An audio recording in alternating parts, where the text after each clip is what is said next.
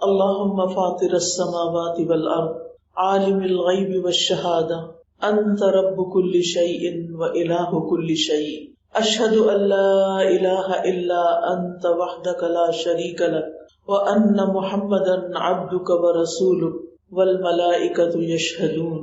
اے اللہ، آسمان و زمین کو پیدا کرنے والے، پوشیدہ اور ظاہر سب کچھ جاننے والے، تو ہر چیز کا رب ہے، ہر چیز کا معبود ہے۔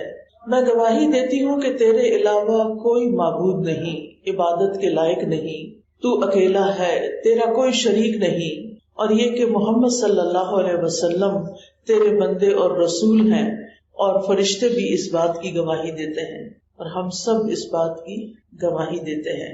اللہم صلی علی محمد وعلی آل محمد کما صلیت علی ابراہیم وعلی آل ابراہیم انک حمید مجید۔ اللہم بارک علی محمد وعلی آل محمد کما بارکت علی ابراہیم وعلی آل ابراہیم انک حمید مجید۔ الحمدللہ، اللہ سبحانہ تعالیٰ نے ہمیں اسلام کی محبت دی، مسلمان پیدا کیا، ہمیں دین کا شوق دیا، اپنے دین کا احترام دیا۔ اس دین نے ہماری ہر معاملے میں رہنمائی کی، ہم ہر حال میں اپنے رب کی طرف رجوع کرتے ہیں، تنگی ہو یا آسانی، خوشی ہو یا غم، خوف ہو یا امن، ہر حال میں اپنے رب ہی کو پکارتے ہیں، اپنے رب ہی کی طرف رجوع کرتے ہیں۔ حقیقت یہ ہے کہ اللہ سبحانہ تعالیٰ نے اس دنیا میں ہمیں ایک امتحان کے لیے بھیجا ہے، اسی لیے ہم پر وقتاً فوقتاً کچھ نہ کچھ مشکلات آتی رہتی ہیں، تاکہ ہمیں آزما کر دیکھا جائے کہ ان مشکل حالات میں ہم کرتے کیا ہیں، کس کی طرف رجوع کرتے ہیں، کیا طرز عمل اختیار کرتے ہیں، کیسا رویہ اختیار کرتے ہیں۔ ہم سب چاہتے تو یہی ہیں کہ ہماری زندگی میں صرف نعمتیں ہوں، صرف آسانیاں ہوں اور کوئی مشکل نہ ہو، لیکن آسانی کے ساتھ مشکل بھی ہوتی ہے۔ لیکن اللہ سبحانہ تعالیٰ نے خوشخبری دی ہے، ان مع العسر یسرا، تنگی کے ساتھ آسانی ہے، اور یہ آسانیاں اللہ تعالیٰ کی ان بڑی نعمتوں میں سے ایک نعمت ہے جو وہ اپنے بندے پر انعام فرماتا ہے۔ مشکلات سے نکل جانا یا مشکلات کا نہ آنا بھی دراصل اللہ تعالیٰ کا ہم سب پر ایک احسان ہے۔ آسانی کس شخص کو ملتی ہے؟ ہر ایک کو نہیں ملتی، لیکن کس کو ملتی ہے؟ اسی کو ملتی ہے جو اس کے اسباب اختیار کرتا ہے، اور جو اللہ سبحانہ تعالیٰ اس کو توفیق دیتا ہے، اس کے لیے آسانی پیدا کرتا ہے۔ ہم سب جب بھی کسی مشکل کا شکار ہوں، اس سے نکلنے کے لیے، آسانی کے لیے ہمیں اپنے رب ہی کی طرف رجوع کرنا چاہیے اور اسی سے توفیق مانگنی چاہیے، جیسے شعیب علیہ السلام نے کہا تھا، وما توفیقی الا باللہ علیہ توکلت والیہ انیب، میری توفیق اللہ کی مدد کے ساتھ ہے، اسی پر میں نے توکل کیا اور اسی کی طرف میں رجوع کرتا ہوں۔ تو دین اور دنیا کے کاموں کو آسان بنا لینا یہ ہمارے ہاتھ میں نہیں ہوتا، یہ صرف اللہ کے ہاتھ میں ہوتا ہے۔ ہم تو صرف اسباب اختیار کرتے ہیں، لیکن کرتا ہمارا رب ہے جس کا کوئی شریک نہیں۔ اور اللہ سبحانہ تعالیٰ وہ مہربان رب ہے کہ جو مشکل کے بعد مشکل نہیں، مشکل کے بعد آسانی لاتا ہے۔ سورۃ الطلاق میں اللہ تعالیٰ فرماتے ہیں، لِيُنْفِقْ ذُو سَعَةٍ مِّن سَعَتِهِ وَمَنْ قُدِرَ عَلَيْهِ رِزْقُهُ فَلْيُنْفِقْ مِمَّا آتَاهُ اللَّهُ لَا يُكَلِّفُ اللَّهُ نَفْسًا إِلَّا مَا آتَاهَا سَيَجْعَلُ اللَّهُ بَعْدَ عُسْرٍ يُسْرًا، تاکہ وسعت والا اپنی وسعت میں سے خرچ کرے، اور جس پر اس کا رزق تنگ کر دیا گیا اسے چاہیے کہ اس میں سے خرچ کرے جو اللہ نے اسے دیا ہے۔ اللہ کسی نفس کو تکلیف نہیں دیتا مگر جتنی اس نے اس کو طاقت دی ہے۔ ان قریب اللہ تنگی کے بعد آسانی پیدا کر دے گا۔ یہ اللہ تعالیٰ کے الفاظ ہیں، سَيَجْعَلُ اللَّهُ بَعْدَ عُسْرٍ يُسْرًا، کہ تنگی کے بعد آسانی آئے گی۔ لہٰذا بندے کو پر امید رہنا چاہیے کہ یہ مشکلات ایک دن ختم ہو جائیں گی۔ اور ویسے بھی آپ دیکھیں کہ مشکلات صرف اس وقت تک ہیں جب تک ہماری سانس کی ڈوری اٹکی ہوئی ہے، جب تک ہماری سانس چل رہی ہے۔ جس دن ہماری سانس بند ہو جائے گی اس دن ساری مشکلات بھی ختم ہو جائیں گی، کچھ بھی باقی نہیں رہے گا۔ اس لیے اس دنیا کی جتنی بھی مشکلات ہیں وہ عارضی ہیں، بہت وقتی ہیں اور جلد ختم ہو جانے والی ہیں۔ اصل بات یہ ہے کہ ہم ہر حال میں اللہ سبحانہ تعالیٰ کی طرف رجوع کریں اور اس سے دعا مانگتے رہیں.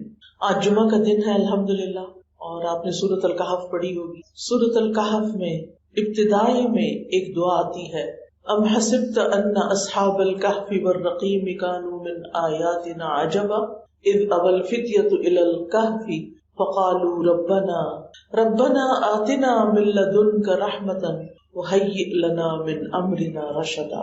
کیا آپ نے سمجھا ہے کہ غار اور کتبے والے ہماری عجیب نشانیوں میں سے تھے؟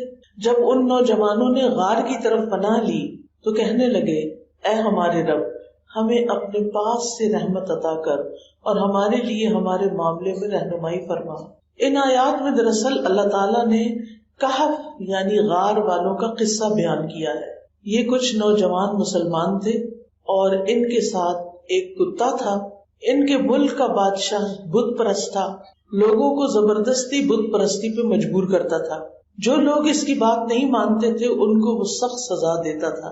ان نوجوانوں نے اس کا انکار کر دیا اور اپنے دین ایمان کی حفاظت کی خاطر اپنا شہر چھوڑ دیا اور جا کر ایک غار میں پناہ لے لی. اب آپ سوچ سکتے ہیں کہ غار میں نہ روشنی ہے، نہ کھانے کو کچھ ہے، نہ پینے کو کچھ بھی نہیں، زندگی کا کوئی سامان ہی نہیں، کیونکہ پہلے سے غار تیار نہیں کی ہوئی تھی. بلکہ اپنی جان بچانے کے لیے یہ شہر سے نکل گئے، اپنا ایمان بچانے کے لیے انہوں نے اپنا گھر چھوڑ دیا. اور وہاں جا کر کیا کیا؟ جب کچھ بھی نہیں تو کیا کیا؟ دعا کی. جب سارے سہارے کٹ جاتے ہیں نا، سارے اپنے بھی ساتھ چھوڑ دیتے ہیں، ڈاکٹرز بھی جواب دے دیتے ہیں، اس وقت ایک ہستی آپ کی مدد کر سکتی ہے اور وہ اللہ رب العزت کی ہستی ہے. اس لیے کبھی بھی کوئی تکلیف ہو، کوئی مشکل ہو تو کیا کریں؟ دعا کریں. سب نے اچھی طرح سن لیا. ہر مشکل میں، ہر تنگی میں، ہر تکلیف، ہر پریشانی، ہر غم، ہر دکھ، ہر درد کی دوا دعا میں ہے. لیکن عام طور پر ہم اسباب اختیار کرتے رہتے ہیں لیکن دعاؤں میں کمی رہتی ہے. جب کوئی شخص میرے پاس آ کے بعض اوقات بہت روتا ہے، بہت پریشان ہوتا ہے، تو میں اس سے یہ سوال کرتی ہوں کہ آپ نے اس پریشانی کے ختم ہونے کے لیے کتنی دعا کی؟ اللہ کے آگے، یعنی جتنا آپ میرے آگے رو رہے ہیں، کیا اتنا بھی اللہ کے آگے آپ روئیں؟ تو عموماً جواب نہ میں ہوتا ہے. سارے ہیلے وسیلے کر لیے، ایک اللہ ہی کو نہیں پکارا تو مشکل کہاں سے آسان ہو؟ جس در سے مشکل آسان ہونی ہے اس کو کھٹکھٹایا ہی نہیں. ہم دعا کو بڑی معمولی چیز سمجھتے ہیں. اگر کسی کو کوئی کہے نا کہ تمہیں اگر یہ مشکل ہے، تکلیف ہے تو دعا کرو، کہتے بہت دعائیں کرتے ہیں. نہیں، غافل دل سے دعائیں نہیں، اچھے دل سے دعائیں، محبت سے دعا، عاجزی سے، چپکے چپکے، بلند آواز سے، رو کے، سسکیاں لے کے، سجدے میں، قبولیت کے اوقات میں دعا دعا دعا. اب یہاں ان کے پاس غار میں کچھ نہیں، لیکن یہ کیا کر رہے ہیں؟ دعا کر رہے ہیں. کیا کہتے ہیں کہ اے اللہ، ہمیں اپنے پاس سے، یعنی محض خالصتاً اپنے فضل سے، اپنی جناب سے ہمیں کوئی رحمت جو تو چاہے عطا فرما دے. جیسے موسیٰ علیہ السلام نے دعا کی تھی نا، ربی انی لما انزلت الی من خیر فقیر. اے میرے رب، بے شک تو جو بھی بھلائی مجھے عطا کرے، میری طرف نازل کرے، میں اس کا محتاج ہوں، میں ہر خیر کا محتاج ہوں. کیا ہم نہیں ہیں؟ ہم بھی تو ہر خیر کے محتاج ہیں نا. ہر ضرورت کی چیز، ہر فائدے کی چیز ہمیں چاہیے. تو اللہ تعالیٰ نے ان بچوں کی، جو ینگسٹرز تھے، ان کی دعا قبول کر لی اور ان کے کانوں پر ایک پردہ ڈال دیا جس کی وجہ سے غار سے باہر کی آواز ان کے کان تک آنا بند ہو گئی. اور اللہ تعالیٰ نے انہیں ایسا سکون دیا کہ وہ دشمنوں سے اس طرح امن میں آ گئے کہ کئی دن یا کئی گھنٹے نہیں، کئی 100 سال سوتے رہے. اور اللہ نے ان کو زندہ بھی رکھا، کیونکہ زندگی کون دیتا ہے؟ اللہ ہی دیتا ہے.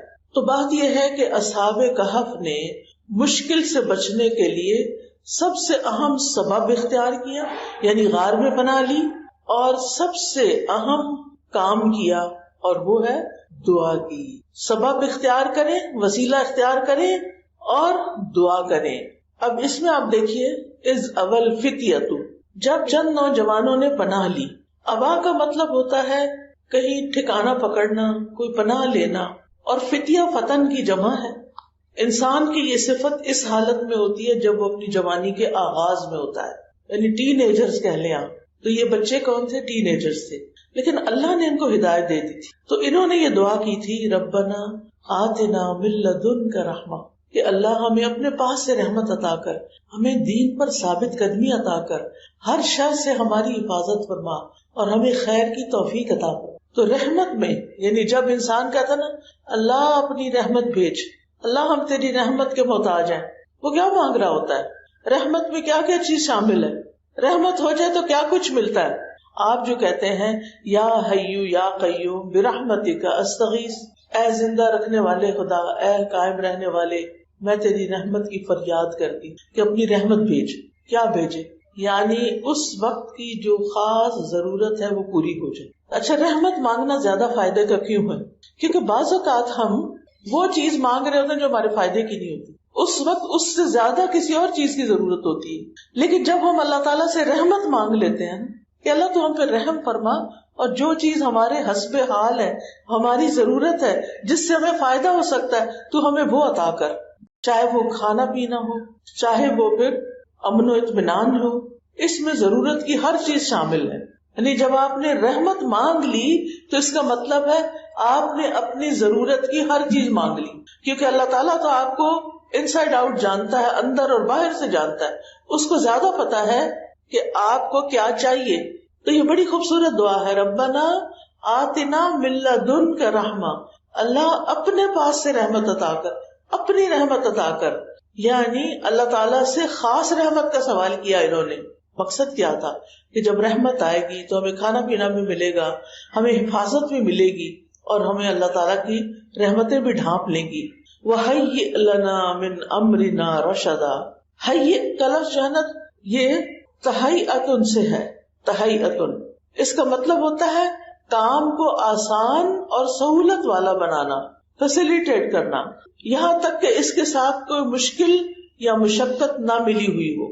تو یہاں انہوں نے دین اور دنیا دونوں کی اصلاح اور دونوں کی خوبصورتی کے بارے میں سوال کیا کہ ہمیں اس کی بہترین چیز عطا ہو، یعنی دین اور دنیا کے جو بہترین چیزیں ہیں وہ ہمیں نصیب ہو.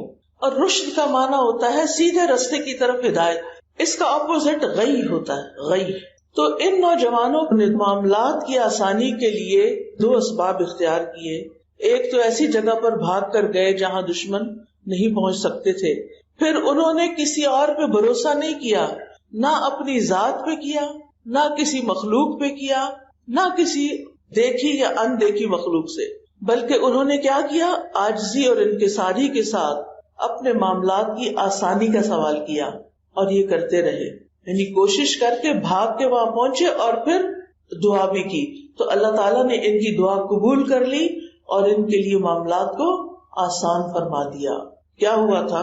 سورۃ کہف میں یہ واقعہ پڑھا آپ نے. اللہ تعالیٰ نے ان کی دعا قبول کی تھی، پھر ان کو کیا ملا تھا؟ ان کو کئی سو سال تک دشمن سے حفاظت ملی، اور پھر جب وہ سو کر اٹھے تو ان کی وجہ سے لوگوں کا ایمان ریوائیو ہو گیا، کیونکہ اس وقت کے بادشاہ کو ایک اور مسئلہ تھا، اور وہ کیا تھا؟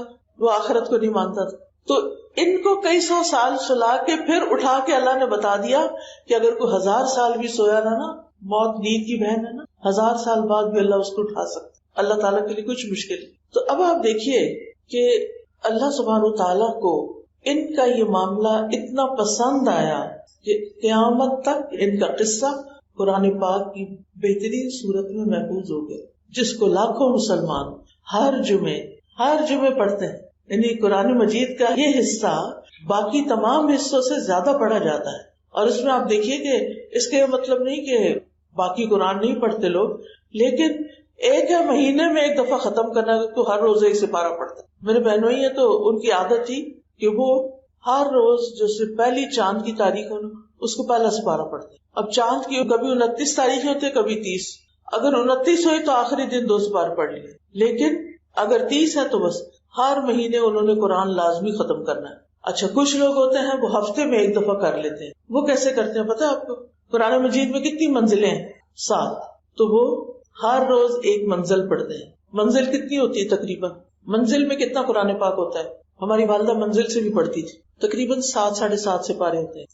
منزل سے پڑھنے والے ہر ہفتے قرآن ختم کر لیتے ہیں، پارا پارا پڑھنے والے ہر مہینے قرآن ختم کر لیتے ہیں، 10 سے پارے پڑھنے والے ہر 3 دن میں قرآن ختم کر لیتے ہیں۔ اس سے کم میں منع کیا